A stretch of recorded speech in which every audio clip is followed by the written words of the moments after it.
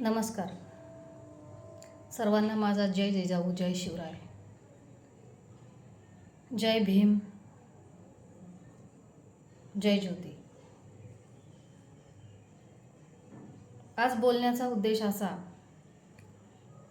की राज्यातले, या महाराष्ट्र राज्यातले शेतकऱ्यांचे असतील, कष्टकऱ्यांचे असतील, खाजगीकरणाचा विषय असेल, अर्धा महाराष्ट्र हा होरपळतोय. दुष्काळामध्ये होरपळतोय अर्धा महाराष्ट्र आणि महागाई असेल, बेरोजगारी असेल, असे असंख्य प्रश्न एका बाजूला आणि केवळ 24 तास आरक्षण आरक्षण आरक्षण एका बाजूला. आज कोणताही चॅनल बघा, फक्त आरक्षण हा एकच विषय महाराष्ट्रामध्ये चालू आहे आणि आरक्षणाच्या पलीकडे या राज्यात कुठलेच प्रश्न उरलेले नाहीत असे एक चित्र या राज्यामध्ये निर्माण केले जाते. महाराष्ट्र हे संपूर्ण देशभरातील अतिशय महत्त्वाचं राज्य आहे राजकीय दृष्ट्या, आणि देशातील राज्यातील हा असंतोष कुठेतरी लपविण्यासाठी केवळ आरक्षण हा मुद्दा पुढे करून आणि केवळ 24 तास एकच गोष्ट या राज्यामध्ये दाखवली जाते. आरक्षणाच्या बाबतीत तरी जो काही तिढा आज चालू आहे यावर संविधानिक तोडगा शासन काढू शकते, परंतु मुद्दा म्हणून त्याला कोणत्याही प्रकारचा त्याच्यावरती उपाययोजना न करता चालले ती भांडणं चालू द्यायची, अशा पद्धतीचं काम या सरकारचं या माध्यमातून चालू आहे असे दिसते. शासनाच्या मनात आणलं तर बिहारच्या धर्तीवरती जनगणना होऊ शकते, ज्याची जेवढी संख्या आहे त्यांना तेवढं आरक्षण शासन देऊ शकते, किंवा हेच राज्याचेच भाजपचंच सरकार केंद्रामध्ये आहे, तिथे विनंती करून आरक्षण मर्यादा वाढवली जाऊ शकते, किंवा सुप्रीम कोर्टाने जे आरक्षण नाकारलं आहे त्यामध्ये ज्या त्रुटी असतील त्या त्रुटींवरती विचार करून त्या माध्यमातून मधला मार्ग निघू शकतो. जर 50% आरक्षण मर्यादा तुम्ही म्हणता तर EWSचं आरक्षण कोणत्याही प्रकारची त्या बाबतीमध्ये विचारणा न करता सरसकट जर केंद्र शासन EWSचं आरक्षण एका रात्रीत आणू शकते, अध्यादेश काढू शकते, तर मग अन्य समाजाच्या बाबतीत शासन का निर्णय घेत नाही आहे? आज आपण बघतोय बहुजनांमध्ये भांडण लावण्याचं काम या माध्यमातून चालू आहे. आणि मराठा आरक्षणाचा जो काही हा ज्वलंत मुद्दा आज राबवला जातोय, आमचा मराठा बांधवांच्या आरक्षणाला पाठिंबाच आहे, परंतु मुळात बाबासाहेबांनी आरक्षण का निर्माण केले हो? तर आरक्षण ही काही गरिबी दूर करण्याचा कुठला तो मार्ग नाही आहे, तर आरक्षण हे आपलं प्रतिनिधित्व आहे. आपण बघतोय आजही या देशामध्ये सवर्ण राज्य करत आहेत. तुम्ही मला दाखवा उच्च पदावरती असलेला बहुजन, अतिशय कमी प्रमाणात तुम्हाला हे प्रतिनिधित्व दिसून येईल. आणि ही जी परिस्थिती पाहिली तेव्हा बाबासाहेबांनी अनेक लोकांच्या विरोधाला जाऊन घटनात्मकरित्या या घटनात्मक चौकटीमध्ये हे आरक्षण बसवलं. मग ते ST वर्गासाठी असेल, SC वर्गासाठी असेल, आणि या पलीकडे देखील एक वंचित घटक होता, तो म्हणजे OBC, की ज्या OBCला स्वतःची ओळख नाही, ज्याची कुठेही ज्याला प्रतिनिधित्व नाही, आणि या पिछड्या समाजाप्रमाणेच हा एक मागास आहे, जो शिक्षणात मागास आहे, ज्याचं राजकीय प्रतिनिधित्व नाही, ज्याला सामाजिक ज्याचे प्रतिनिधित्व नाही. अनेक बाबतीत निकषांवरती हा समाज जेव्हा बाबासाहेबांना असलेला दिसला, तेव्हा त्यांनी 340व्या कलमाने OBC या प्रवर्गाला आरक्षण दिले, परंतु OBCंना किंवा बहुजन लोकांना त्याची जाणीव नाही. आणि जाणीव असती तर आज ही वेळ बहुजनांवर आली नसती. आजही तुम्ही तथागतांचा फोटो पाहिला किंवा आंबेडकरांचा फोटो पाहिला तर तुम्ही नाकामुरडता, लाज वाटते त्यांचं नाव घ्यायला. का हो? अहो, त्या बापामुळे निदान आज आपण शिकू तरी शकलो, आज हे निदान बोलू तरी शकलो. माझ्यासारखी एक भगिनी आज हे बोलते केवळ माझ्या बाबासाहेबाच्या कृपेमुळे. आणि आपले असलेले संविधानिक अज्ञान या सर्व गोष्टींना जबाबदार आहे. बघा, तथागत नेहमी म्हणायचे, अज्ञान हे मूळ आहे समस्येचे. आपलं पण अज्ञानच मूळ आहे या समस्यांना. आपल्याला जर संविधानिक अधिकारांची जाणीव असती ना, तर आपण फार पुढे गेलो असतो. आजही आपण कुठेच नाही आहोत. आपल्यावर राज्य करणारे हे वेगळेच आहेत आणि ही संविधानिक जाणीव नसल्याने केवळ या समस्या आहेत. तर मराठा आरक्षणाच्या बाबतीत सांगायचं झालं तर मराठा आरक्षण ते मागास नाही आहेत, राजकीयदृष्ट्या नाही आहेत, आर्थिकदृष्ट्या नाही आहेत, सामाजिकदृष्ट्या नाही आहेत. हे समित्यांच्या अहवाला माननीय सुप्रीम कोर्टाने नाकारले. त्यांचे मागास पण नाकारलेलं आहे. आणि तिथेही एक आरक्षण हे प्रवर्गासाठी असते, कुठल्या एका स्पेसिफिक जातीसाठी आरक्षण नाही आहे या देशामध्ये. आणि तिथे फेल ठरल्यानंतर आता आमचा सरसकट समावेश ओबीसी बांधवांमध्ये करा आणि आम्हाला आरक्षण द्या, अशा प्रकारची राज्यामध्ये जी काही मागणी चालू आहे.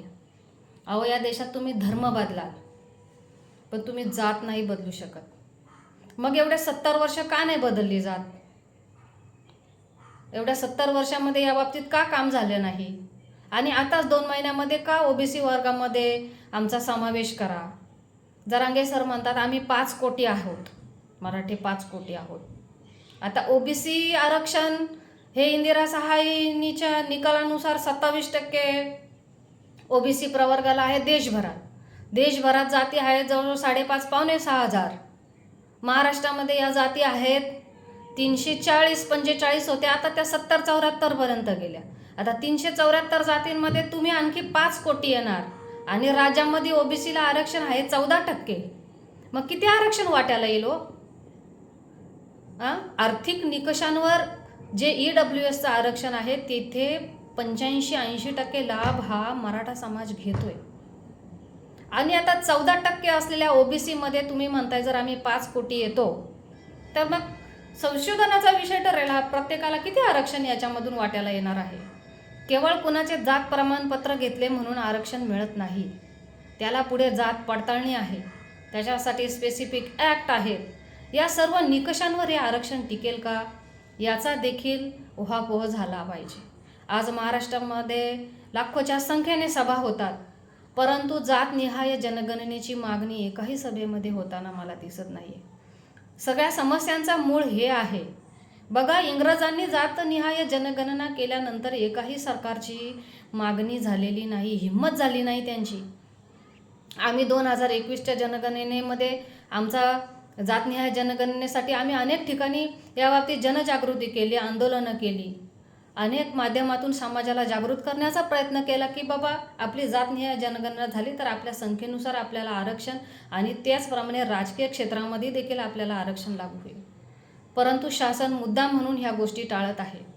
केवळ कुठल्या तरी प्रवर्गामध्ये आपण गेलो तर आपल्याला आरक्षण मिळणार नाही हे लक्षात घ्या. आरक्षण ही संविधानिक गोष्ट आहे, ते संविधानाच्या निकषांवर टिकलं पाहिजे. ओबीसीना आरक्षण काय आहे हो? तर ते सामाजिक किंवा राजकीय त्यांना अस्तित्व त्यांचं अतिशय तुरळक असल्यामुळे त्यांना या बाबतीतलं आरक्षण मिळालेलं आहे.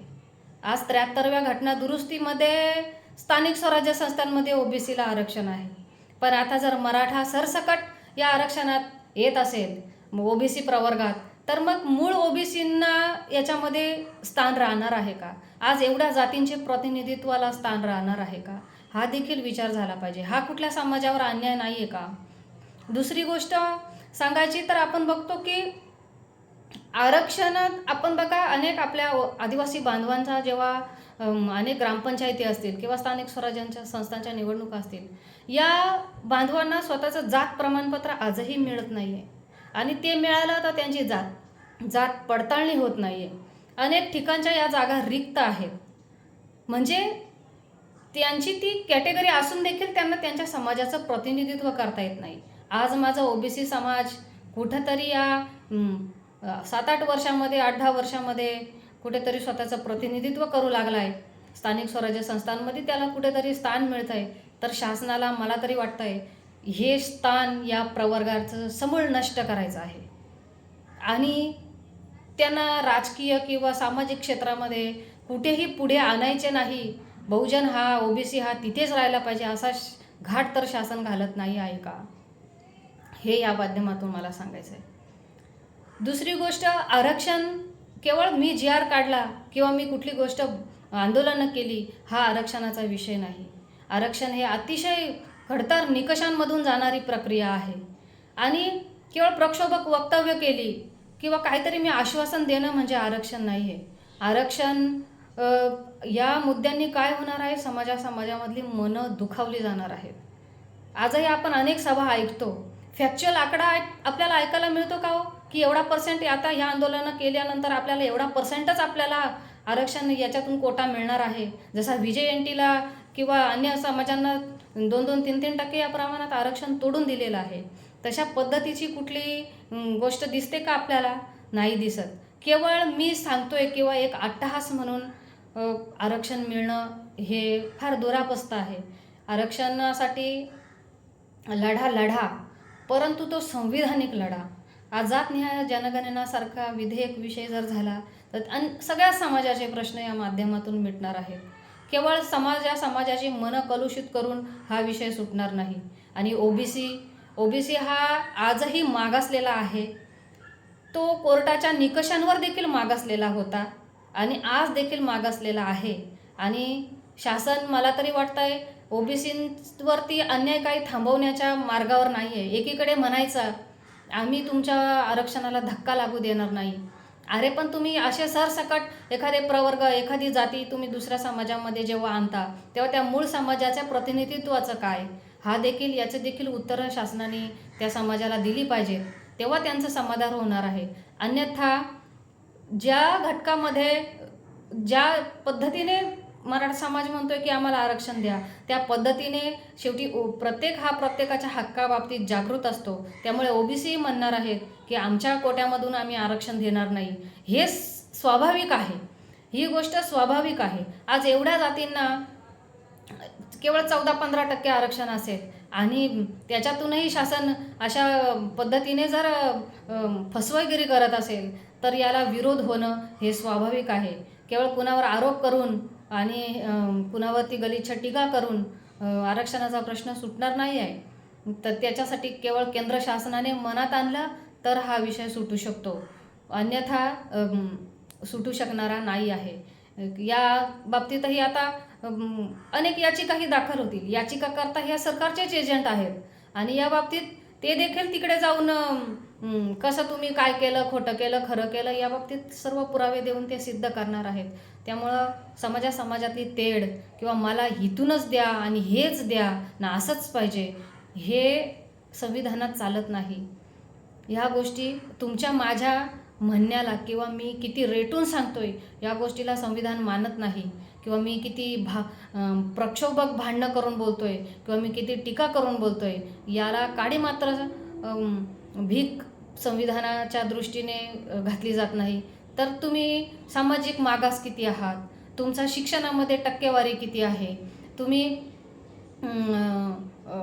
तुमचे राजकीय प्रतिनिधित्व किती आहे, या सगळ्या निकषांनंतरच आरक्षण या गोष्टी मिळणाऱ्या आहेत. त्यामुळे महाराष्ट्रातल्या या प्रश्नाबरोबरच अन्य प्रश्नांकडेही लक्ष दिलं जावं आणि संविधानिकरित्या हे विषय सुटले जावेत एवढीच माझी या माध्यमातून विनंती आहे. धन्यवाद.